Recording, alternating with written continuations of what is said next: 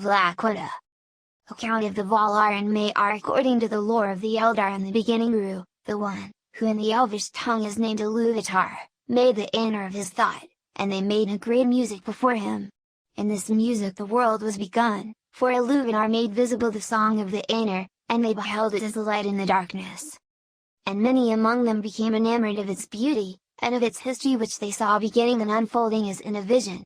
Therefore Iluvatar gave to their vision being, and set it amid the void, and the secret fire was sent to burn at the heart of the world, and it was called Aya. Then those of the Aner who desired it rose and entered into the world at the beginning of time, and it was their task to achieve it, and by their labors to fulfill the vision which they had seen. Long they labored in the regions of Aya, which are vast beyond the thought of elves and men, until in the time appointed was made Arda, the kingdom of earth. Then they put on the raiment of earth and descended into it, and dwelt therein. Of the Vallar the great among these spirits the elves named the Vallar, the powers of Arda, and men have often called them gods. The lords of the Vallar are 7, and the Voyeur, the queens of the Vallar, are 7 also. These were their names in the Elvish tongue as it was spoken in Valinor, though they have other names in the speech of the elves in Middle-earth, and their names among men are manifold. The names of the lords in due order are, Manwë, Ulmo, Ale, Orme, Mandos, Lorien, and Talcuz, and the names of the queens are, Varda, Yabana, Niana, Este, Vare, Vanna, and Nessa. Melkor is counted no longer among the Vallar, and his name is not spoken upon earth. Manwë and Melkor were brethren in the thought of Iluvatar. The mightiest of those Aner who came into the world was in his beginning Melkor, but Manwë is dearest to Iluvatar and understands most clearly his purposes. He was appointed to be, in the fullness of time, the first of all kings, lord of the realm of Arda and ruler of all that dwell therein. And Arda's delight is in the winds and the clouds, and in all the regions of the air, from the heights to the depths, from the utmost borders of the vale of Arda to the breezes that blow in the grass. Solimo he is surnamed, lord of the breath of Arda. All swift birds, strong of wing, he loves, and they come and go at his bidding. With Manwë dwells Varda, lady of the stars, who knows all the regions of Aya. Too great is her beauty to be declared in the words of men or of elves, for the light of Iluvatar lives still in her face, and light is her power and her joy. Out of the deeps of Aya she came to the aid of Manwë, for Melkor she knew from before the making of the music and rejected him, and he hated her, and feared her more than all others whom Ru made. Manwë and Varda are seldom parted, and they remain in Valinor. Their halls are above the everlasting snow, upon Oiolase, the uttermost tower of the tonic Kutil, tallest of all the mountains upon earth. When Manwë there ascends his throne and looks forth, if Varda is beside him, he sees further than all other eyes, through a mist, and through darkness, and over the leagues of the sea. And if Manwë is with her, Varda hears more clearly than all other ears the sound of voices that cry from east to west, from the hills and the valleys, and from the dark places that Melkor has made upon earth. Of all the great ones who dwell in this world the elves hold Varda most in reverence and love. Elbereth they name her, and they call upon her name out of the shadows of Middle-earth, and uplift it in song at the rising of the stars. Ulmo is the lord of waters. He is alone. He dwells nowhere long, but moves as he will in all the deep waters about the earth or under the earth. He is next in might to Manwë, and before Valinor was made he was closest to him in friendship, but thereafter he went seldom to the councils of the Vallar, unless great matters were in debate. For he kept all Arda in thought, and he has no need of any resting place. Moreover he does not love to walk upon land, and will seldom clothe himself in a body after the manner of his peers. If the children of Ru beheld him they were filled with a great dread, for the arising of the king of the sea was terrible, as a mounting wave that strides to the land, with dark helm foam crested and raiment of mail shimmering from silver down under shadows of green. The trumpets of Manwë are loud, but Ulmo's voice is deep as the deeps of the ocean which he only has seen. Nonetheless Ulmo loves both elves and men, and never abandon them, not even when they lay under the wrath of the Vallar. At times he will come unseen to the shores of Middle-earth, or pass far inland up firths of the sea, and there make music upon his great horns, the Elumri, that are wrought of white shell, and those to whom that music comes heard ever after in their hearts, and longing for the sea never leaves them again. But mostly Ulmo speaks to those who dwell in Middle-earth with voices that are heard only as the music of water. For all seas, lakes, Rivers, fountains and springs are in his government, so that the elves say that the spirit of Ulmo runs in all the veins of the world. Thus news comes to Ulmo, even in the deeps, of all the needs and griefs of Arda, which otherwise would be hidden from Manwë. Ali is might little less than Ulmo. His lordship is over all the substances of which Arda is made. In the beginning he wrought much in fellowship with Manwë and Ulmo, and the fashioning of all lands was his labor. He is a smith and a master of all crafts, and he delights in works of skill, however small, as much as in the mighty building of old. His are the gems that lie deep in the earth and the gold that is fair in the hand, no less than the walls of the mountains and the basins of the sea. The Noldor learned most of him, and he was ever their friend. Melkor was jealous of him, for Ale was most like himself in thought and in powers, and there was long strife between them, in which Melkor ever marred or undid the works of Ale, and Ale grew weary in repairing the tumults and disorders of Melkor. Both, also, desired to make things of their own that should be new and unthought of by others, and delighted in the praise of their skill. But Ale remained faithful to Ru and submitted all that he did to his will, and he did not envy the works of others, but sought and gave counsel. Whereas Melkor spent his spirit in envy and hate, until at last he could make nothing save a mockery of the thought of others, and all their works he destroyed if he could. The spouse of Ale is Yabana, the giver of fruits. She is the lover of all things that grow in the earth, and all their countless forms she holds in her mind, from the trees like towers and forests long ago to the moss upon stones or the small and secret things in the mold. In reverence Yabana is next of art among the queens of the Vallar. In the form of a woman she is tall, and robed in green, but at times she takes other shapes. Some there are who have seen her standing like a tree under heaven, crowned with the sun, and from all its branches there spilled a golden dew upon the barren earth, and it grew green with corn, but the roots of the tree were in the waters of Ulmo, and the winds of Manwë spoke in its leaves. Kamentari, queen of the earth, she is surnamed in the Eldern tongue. The Fentri, masters of spirits, are brethren, and they are called most often Mandus and Lorien. Yet these are rightly the names of the places of their dwelling, and their true names are Namo and Urmo. Namo the elder dwells in Mandus, which is westward in Valinor. He is the keeper of the houses of the dead, and the summoner of the spirits of the slain. He forgets nothing, and he knows all things that shall be, save only those that lie still in the freedom of Ilúvatar. He is a doomsman of the Vallar, but he pronounces his dooms and his judgments only at the bidding of Manwë. Varé the Weaver is a spouse, who weaves all things that have ever been in time into her storied webs, and the halls of Mandus that ever widen as the ages pass are clothed with them. Irma the Younger is a master of visions and dreams. In Lorien are his gardens in the land of the Vallar, and they are the fairest of all places in the world, filled with many spirits. Astad the Gentle, a healer of hurts and of weariness, is his spouse. Grey is her raiment, and rest is her gift. She walks not by day, but sleeps upon an island in the tree-shadowed lake of Lorien. From the fountains of Irma and Astad all those who dwell in Valinor draw refreshment, and often the Vallar come themselves to Lorien and there find repose and easing of the burden of Arda. Mightier than Astad is Nianna, sister of the Fentri, she dwells alone. She is acquainted with grief, and mourns for every wound that Arda has suffered in the marring of Melkor. So great was her sorrow, as the music unfolded, that her song turned to lamentation long before its end, and the sound of mourning was woven into the themes of the world before it began.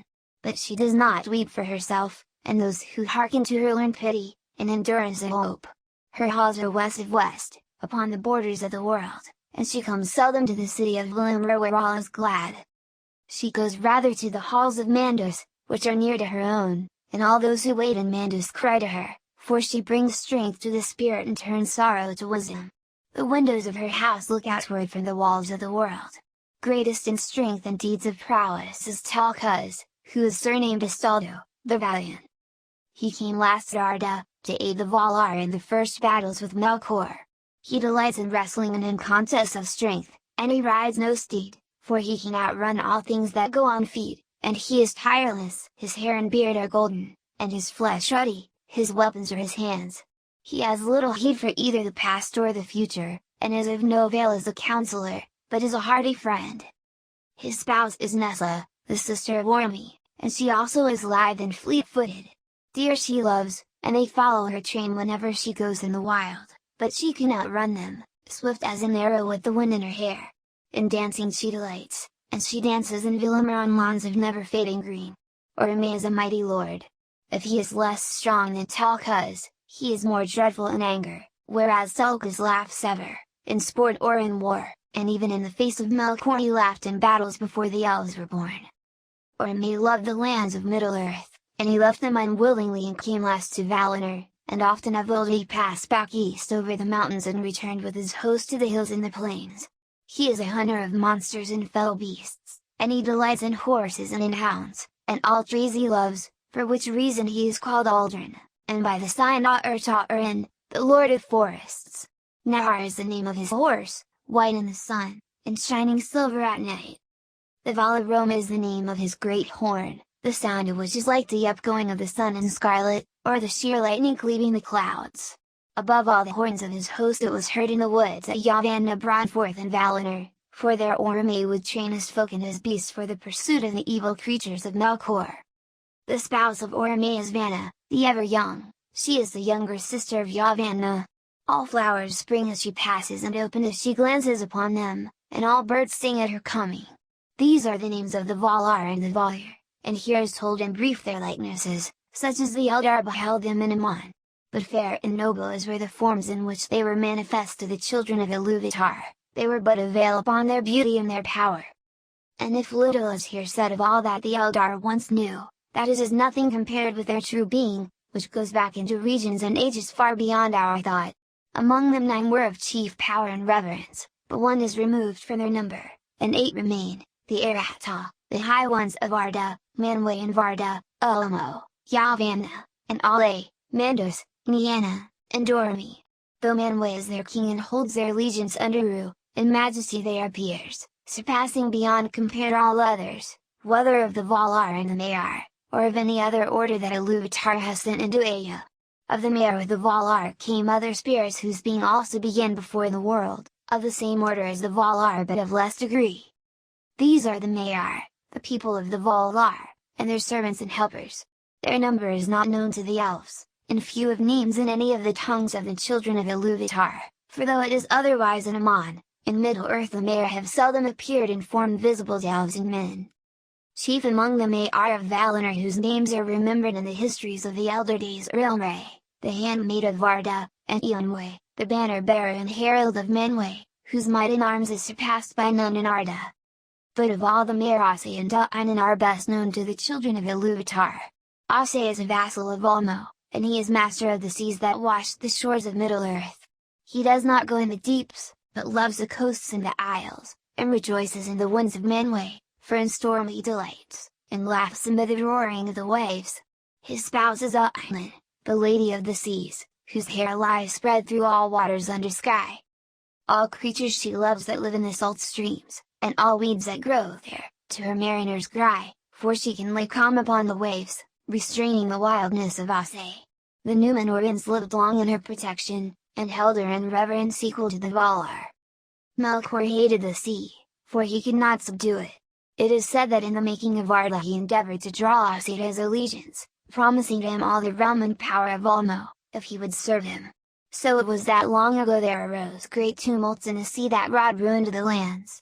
But Ainan, at the prayer of Ale, restrained Ase and brought him before Ulmo, and he was pardoned and returned to his allegiance, to which he has remained faithful. For the most part, for the delight in violence has never wholly departed from him, and at times he will rage in his willfulness without any command from Ulmo his lord. Therefore those who dwell by the sea or go up in ships may love him, but they do not trust him. Melian was the name of a Maya who served both Vanna and Istay. She dwelt long in Lorien, tending the trees that flower in the gardens of Urmo, ere she came to Middle-earth. Nightingales sang about her wherever she went. Wisest of the Maiar is Lorn. He too dwelt in Lorien, but his ways took him often to the house of Nianna, and of her he learned pity and patience. Of Melian much is told in Silmarillion, but of Elrine that tale does not speak, for though he loved the elves, he walked among them unseen, or in form as one of them, and they did not know whence came the fair visions or the promptings of wisdom that he put into their hearts. In later days he was a friend of all the children of Iluvatar, and took pity on their sorrows, and those who listened to him awoke from despair and put away the imaginations of darkness. Of the enemies last of all is set the name of Melkor, he who rises in might. But the name he has forfeited, and the Noldor, who among the elves suffered most from his malice, will not utter it, and they name him Morgoth, the dark enemy of the world. Great might was given to him by Iluvatar, and he was coeval with Manwë. In the powers and knowledge of all the other Valar he had part, but he turned them to evil purposes, and squandered his strength in violence and tyranny. For he coveted Arda and all that was in it, desiring the kingship of Manwë and dominion over the realms of his peers. From splendor he fell through arrogance to contempt for all things save himself, a spirit wasteful and pitiless. Understanding he turned to subtlety and perverting to his own will all that he would use, until he became a liar without shame. He began with the desire of light, but when he could not possess it for himself alone, he descended through the fire and wrath into a great burning, down into darkness. In darkness he used most in his evil works upon Arda, and filled it with fear for all living things. Yet so great was the power of his uprising that in ages forgotten he contended with Manwë and all the Valar, and through long years in Arda held dominion over most of the lands of the earth. But he was not alone. For of the Maiar many were drawn to his splendor in the days of his greatness, and remained in that allegiance down into his darkness, and others he corrupted afterwards to your service with lies and treacherous gifts. Dreadful among these spirits were the Valrakhaur, the scourges of fire that in Middle-earth were called the Balrogs, demons of terror. Among those of his servants that have names the greatest was that spirit whom the Eldar called Sauron, or Gorthor the Cruel. In his beginning he was of the Maiar of Alé, and he remained mighty in the lore of that people. In all the deeds of Melkor the Morgoth upon Arda, in his vast works and in the deceits of his cunning, Sauron had a part, and was only less evil than his master in that for long he served another and not himself. But in after years he rose like a shadow of Morgoth and a ghost of his malice, and walked behind him on the same ruinous path down into the void. Here ends the Valaquenta Silmarillion.